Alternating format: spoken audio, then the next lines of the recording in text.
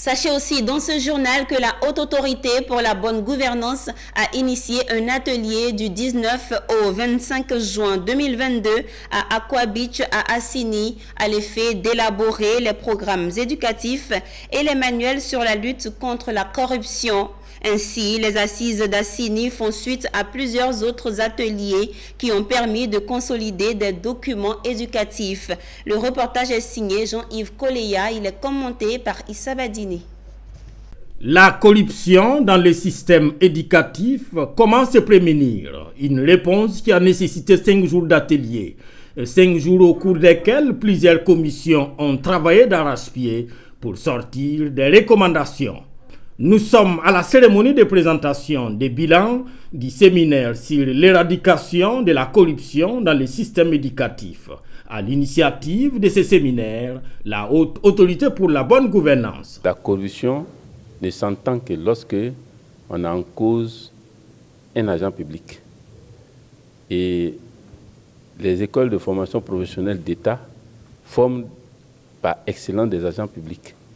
Donc ceux-là, on doit pouvoir leur inculquer depuis l'école l'esprit de rejet systématique et absolu du phénomène de la corruption. Nous avons produit quelques éléments de guide qui vont avec ce programme éducatif. Il reste à finaliser ces documents. Nous avons produit également le manuel. Il nous reste encore 2 leçons pour finir totalement avec le manuel. Et je pense que dans les jours à venir, nous allons produire les guides du professeur qui vont avec ces manuels que nous avons produits. Le secrétaire général de la Haute Autorité pour la bonne gouvernance, représentant le président de cette institution, a exprimé sa joie face aux bilans qui lui ont été présentés lors de la clôture de ces assises. Il est bien de combattre, comme je le disais un peu plus tôt, de combattre la corruption avec la répression, mais aussi il faut établir des bases, des fondements suffisamment solides pour que demain, ce qui s'est passé ne se repasse plus. Le prochain atelier sera consacré à la consolidation des manuels des classes de 4e, 3e, seconde, première et terminale, de même que ceux des BP et BT.